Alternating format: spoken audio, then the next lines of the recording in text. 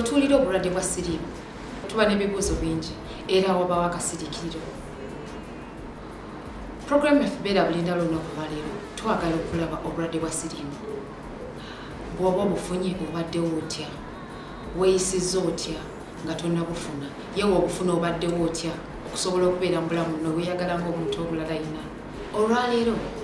tuli ne Halima Nakato omulongo, omukyalo ono alina obulwadde bwa siriimu ate nga tatya kukyatula nti alina. Agenda kuba atuyisa mu lugendo lw'obulamu bwe, yabufuna atya era we yazuula nti abufunye yakitwala atya, famire ye yakitwala etya, abaagalwa be bamulaba batya, obulamu abubeezezzaawo atya era ajja atya okuba nti ye tatya kwatula nti alina obulwadde bwa siriimu. Tuva ku Star TV emunyenye y'eggwanga.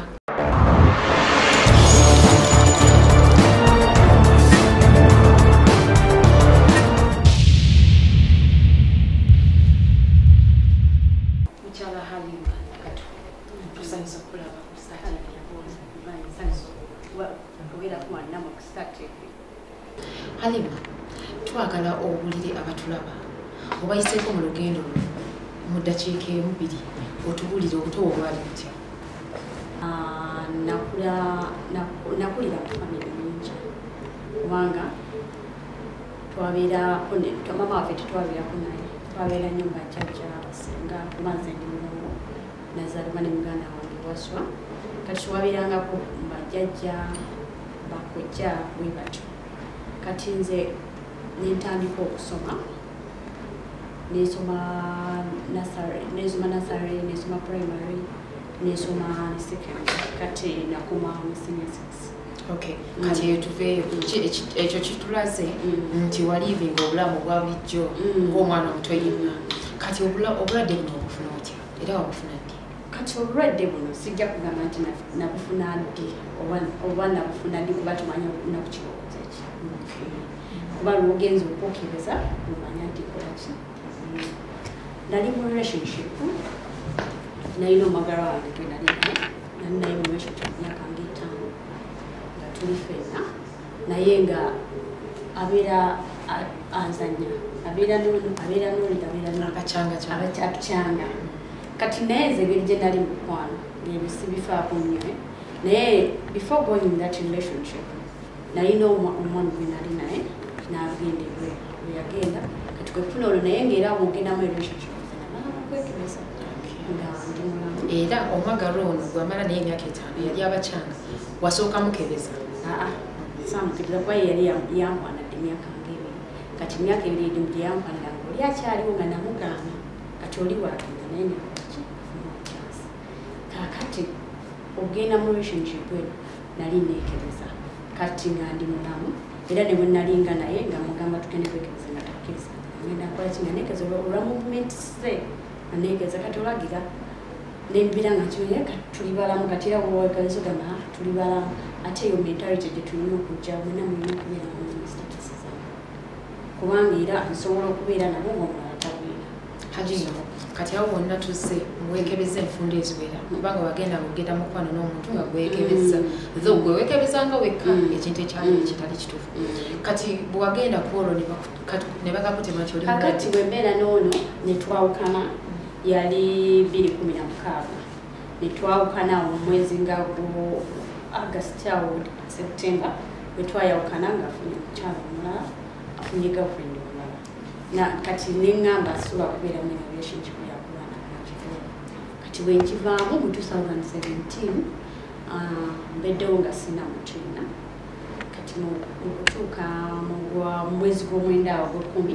netandika okubeera neefuna ekifuba tekiwona nendwala nendaba nga skin ntandise okujja lashes ku skin ozolaba netandika okujja lashes ku skin neŋŋamba kati nina private doctor wange neŋŋamba kangendeyo olere wa Dr. Kenya ndabe ekintu kamugamba nkebere musayi gwa siriimu. Kati bwe nagendayo ne mugamba leero nzize kunkebera onjijjanjabisiwo naye leero njagala njeko musayi gwa siriimu. Naŋŋamba lwaki? Nemugamba bwe njijjako omusayi gwa siriimu tombuuza bingi kubanga obulamu bwange nzigwawo siba nje ekigenda mu maaso. Manye bwe mba nina obulwadde ntandika eddagala kubanga abantu bamira eddagala ne babeerawo. Nangamba ngoli mugumu ne mugamba kulamu bwana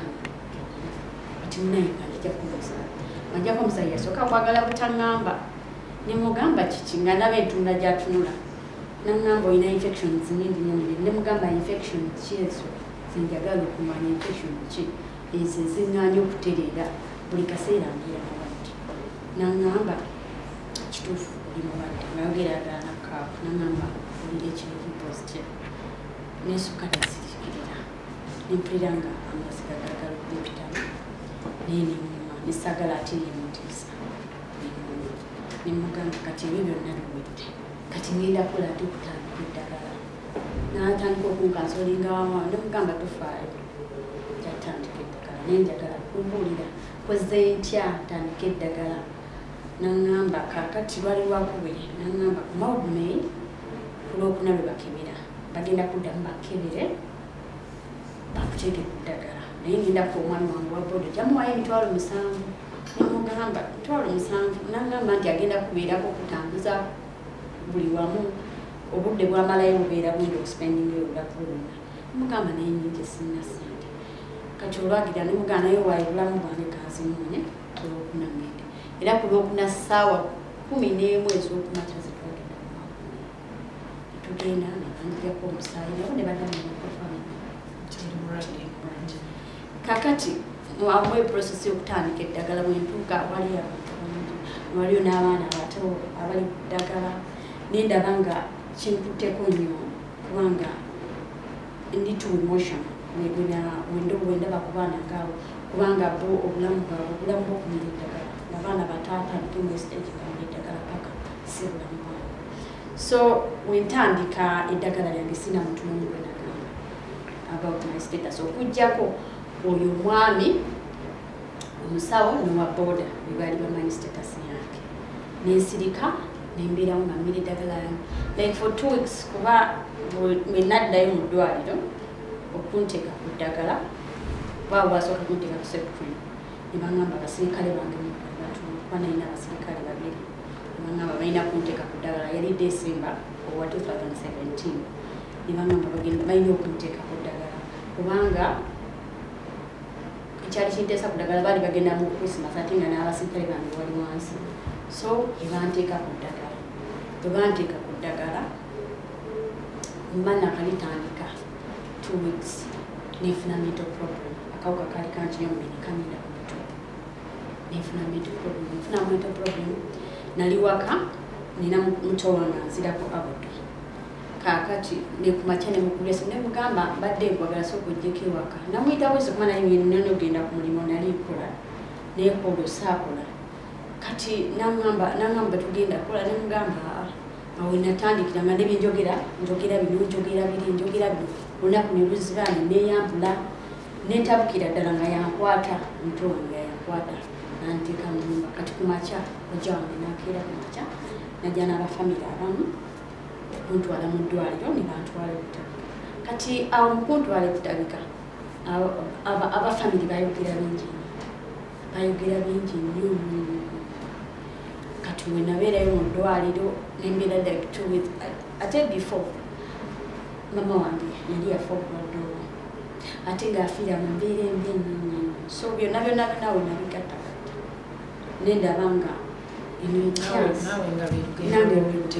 nendaba nga eno chance kubanga nze ekyatta mama wange eddagala bali mutandisa rate nga takyayisobola ddagala eryo libeerako pagati wenalowoozamu ekintu ekyo nengamba omuntu waba atandise bukyalo ddagala asobola okubeerawo kuba nange embeera gye nalimu nali nfaanana kati nga tetunagenda tonna neerabiza twabadde wali oba kututte butabika era obatuuke butabika basigala tebategedde nti kati awo bakitegeera kuba wenatabuka natandika okwogera byonna nobibagenda nembagamba nze ndi mulwadde ndikuddagala eddagala lyange lirino nekipande kyonge kikibagamba tekyabakanga naye ne batandika okugira ebigambo bingi byekubira amasimu bagamba akagadde bikibiki abamu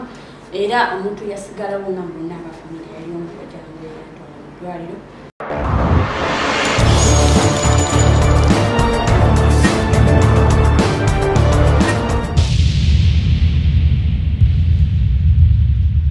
kakati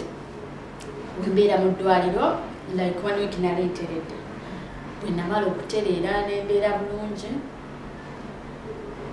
ne bandisiriza essimu yange kati banziriza essimu yange ntandika okugera n'emikwano gyange kati jjukira ddala mu ddwaliro nga nina okukozesa ebimusirina njogera n'emikwano gyange bajja bandaba abandeetedde ebyokulya abandeetedde biki abandeetedde banali mu private room olwo mikwano gyo gyonna totidde ogitegeezeza abo bajja nabagamba nga natalusa omuto wabula batukanga mu ddwaliro bajjanga bakawapandikira waliwo omukwano gwe bamuyita Aida Bagaya ne mu mbejja za Rwanda n'omulala bamuyita Seraki ne bajja mu ddwaliro kati we bajja mu ddwaliro bajja bakaaba ne mbagamba ti mukapana lifaanana bubi kubanga bamanyi mbeera nyirire ne mbagamba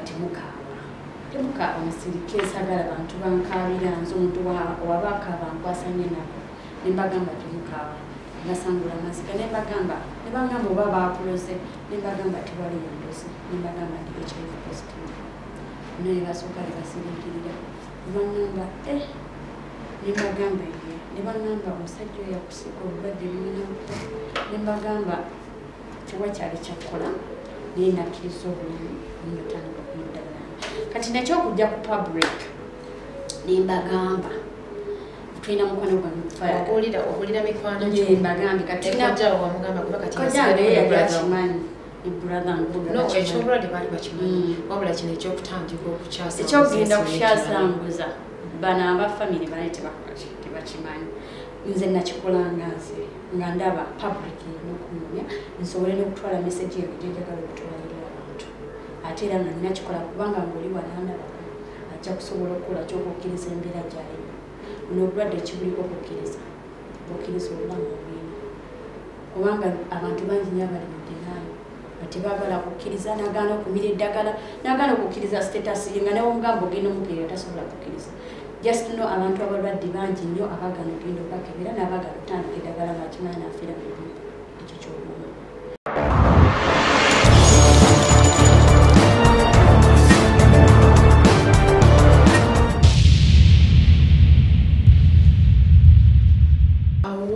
tutuuse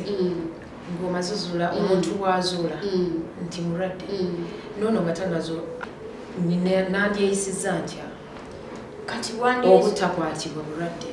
kati tukubeza maaso kubanga kati nze bondaba wano ndabika bulungi era bwonsanga ogamba mulamu kati ekisinza okutaba okukebeza maaso n'omuntu omulala yandibaddeeyo waliwo kati n'abavubuka balina mentality ayinza okugenda n'omuntu ne bagamba gundi oyo yagwayo dda n'asigaza kiri mutima nti gundi oyo yagwayo n'agamba nawe kangedenziti ate ekyo kyekibi ate nze ekyo kyesi kuba nali nsobola osigala ye nengamba kangedenziti kati nze kyenjagala tuveemu okutya tuveemu n'okutubula abantu batuboola oli ayinganga agamba nti wanayogera nange obulwadde bugenda mukwata ekyo kyekitali kirungi so omuntu olina kukkiriza otegeera nti oli mulwadde mufeeko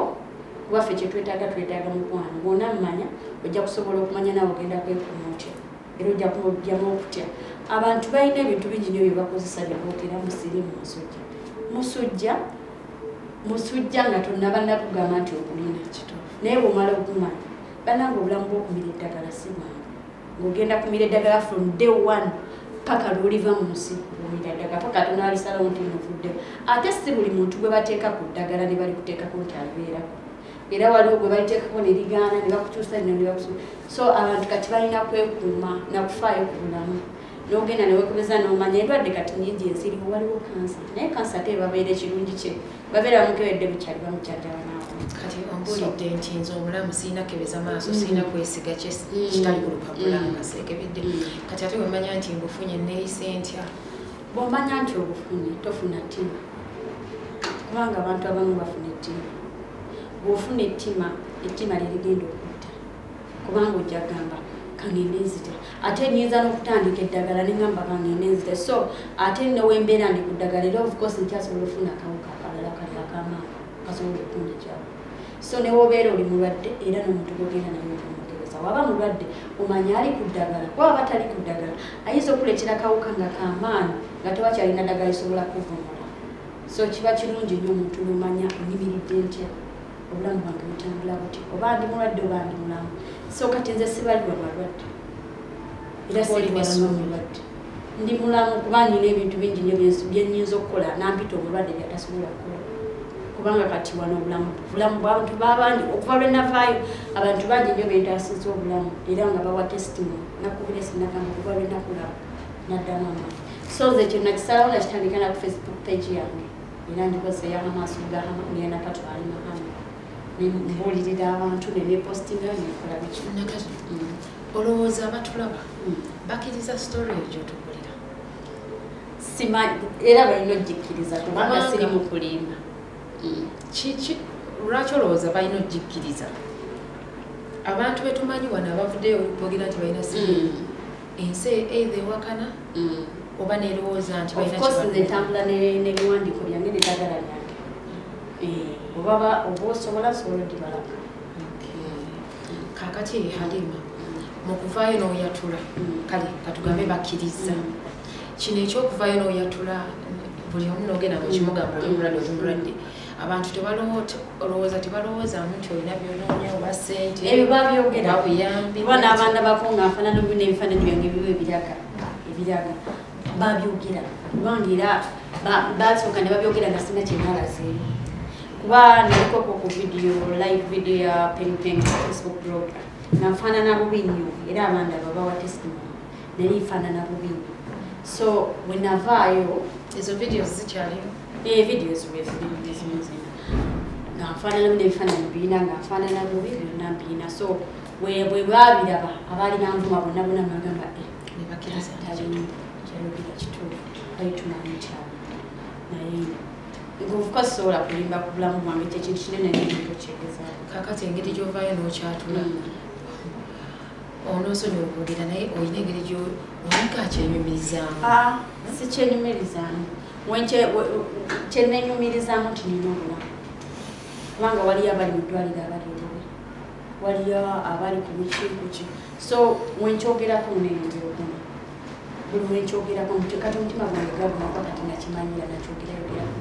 kyafuuka luyimba so ndi mugumu nti newembeera mukasinira eddagala lyange kakati Halima kiki ekikusindika kiki ekikuwa amaanyi ekyo n'owulira nga muli buli wobeereeko gamba nedda nina okuvaayo abantu bafa genda embeeko kyenjogera kiki ekikudrivinga ekisinga okundrivinga abaana olina abaana sirina mwana ne my first time zenjagala nyo abaana bwenagenda kutwala nasanga abaana abato nga bali ku ddagala ate abo abaana bato eddagala lyabwe lingi abamu tebasurvivinga so ate nendaba nga abantu babuusa nnyo abaana bano amaaso babeere abali masomero kubalibwa abasinga ensi ebeerowooza fine bazaalibwa nabo naye era asobola okufuna ku mwana munne yasobola okufuna so abo abaana nalaba nga beetaaga sensitization yamaanyi bamanye nti sobola okufuna generation eddako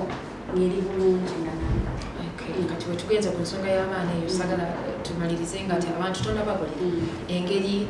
engeri ezimu oba zonna abantu mwe bayita okufuna obulwadde basobole okuziibwa engeri zebayitamu okufuna obulwadde olina okubeera n'omwagalwawo ngaomwesiga obanga omuntu yenayinayina gwogenzi naye omwesiga ngaomwekebeseza omusala kuba ekintu ekisingira ddala okukwasa obulwadde yongerako ng'omukebeza singa weekebeza nga mwekebeza mwembi olina okugenda mwenna nebwekebeza kuba kyekyo ekisingira ddala okuleeta obulwadde mpazi n'awalala omuntu ayinza ofuna obulwadde obwokufuna accident omuntu ayinza ozaalibwa n'obulwadde obwo omuntu ayinza okukoza sharp object kati nganze nesala wano immediately nekiranakumikisi n'omusaayi oba wano mugaba omusaayi bwebityo si mukukola ki kati oba olinaye ku bintu so ngaerimu omusaayi nawe bwebityo kati awo nawe omuntu asobola ofunira obulwadde naye nga ekisinga obukulu kubeera ngamanyi sitatasi yo kikulu nnyo omuntu okubeera ngamanyi sitatasi yo n'omuntu gwogenda naye ayimiridde ate we tuba twekebeza tetugenda mu buno bu clinics tugende malwaliro amanene ofuna obiza okusinga ntuufu kuba kati kufuna cases abantu abamu ngagamba nze bankebera wano nga ndi mulwadde ate wali nga ndi mulamu wano nga ndi mulwadde wano soba mugende mwezo facilities enene ezikwatagana kulwadde waliyo beira Uganda waliyo tasi Uganda waliyo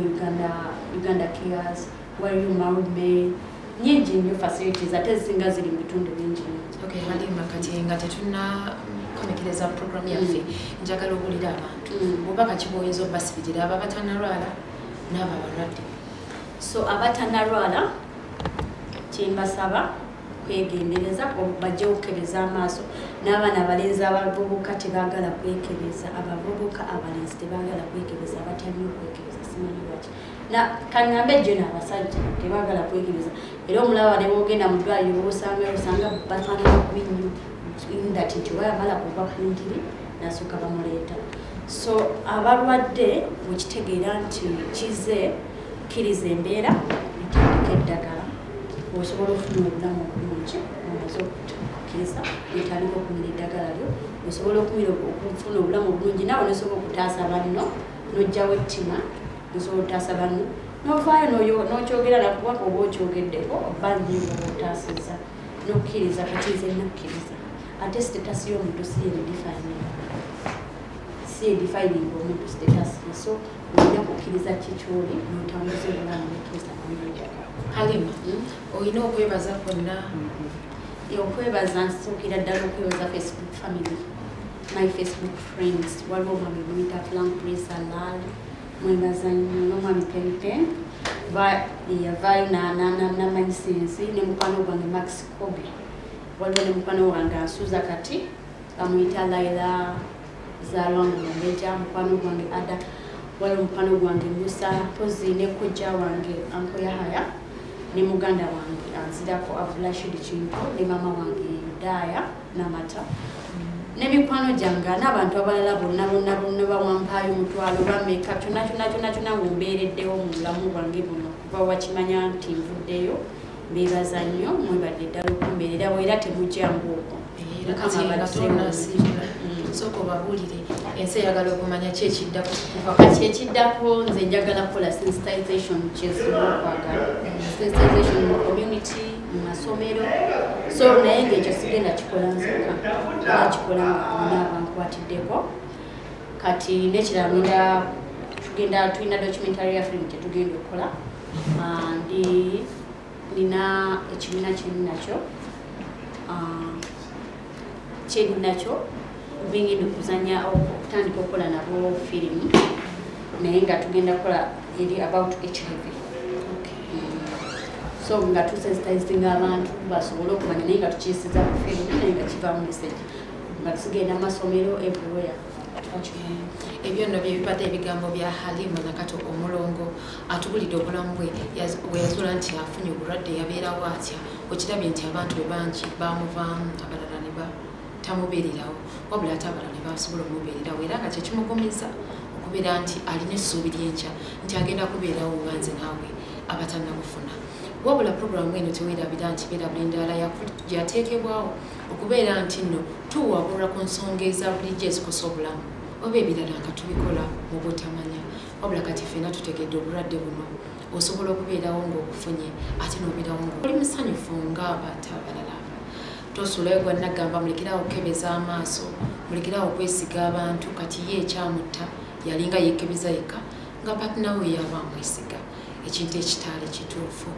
Sigala ku Star TV program ebadde beera buli ndaala nange Elma Nabulime. I got a little something that I'd like to share with you, yeah. It's a little bit dark, a little bit cold, and it's hard to bear. Oh, Togwa mu matiga otukukwejusa nabayita tokemebwa wamma fuba nnyo okwewala. oh, if we could see past the pleasures of life, maybe we'd know the real meaning of life. A little bit of love and a little bit of hope, a little bit of caution's all we need. A little bit wiser, a little bit smarter, your heart's been calling. A little bit of love and a little bit of hope, a little bit of caution's all we need. A little bit wiser, a little bit smarter,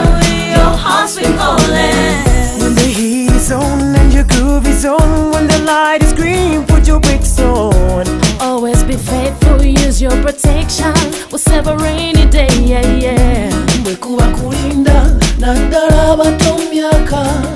temu papa atemu abafumbo mukumo obwesigwa. Oh, if we could see